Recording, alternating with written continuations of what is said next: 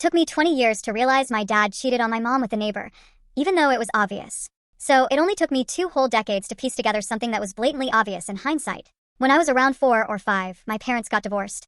Nothing dramatic, or so I thought at the time. Just the usual mom and dad aren't together anymore talk.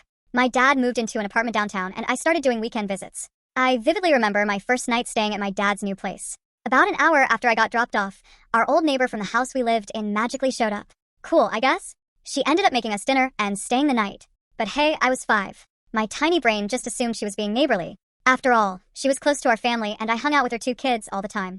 Then 1 week later, she had fully moved in. That's when they hit us with the most **T excuse imaginable. So, the apartment office made a mistake and accidentally put us in the same unit. And since we already know each other, we're just gonna roll with it. And my little kid brain accepted this as completely normal. Sure, apartment complexes totally do that. Fast forward 11 years. By this point, my dad and our neighbor had bought a house together. I was finally old enough to realize, oh yeah, they're obviously dating. Eventually, they even got married and had a kid together. But here's the kicker, it still didn't click for me. It wasn't until I was 24, that I was telling the story to a friend and suddenly froze mid-sentence. Wait a minute, apartments don't FCK up like that, asterisk.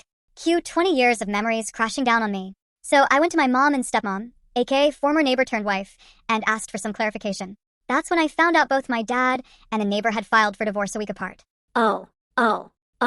It was so obvious. But my dumbass younger self never questioned it. Now, I just laugh at how absurd the excuse was. Like, really, Dad? You thought apartment mix-up was gonna work? And the fact that I just blindly accepted it for 2 decades is honestly the funniest part. So, yeah, figured I'd share this because it still cracks me up how completely oblivious I was for literally my entire childhood. Man face palming face with tears of joy.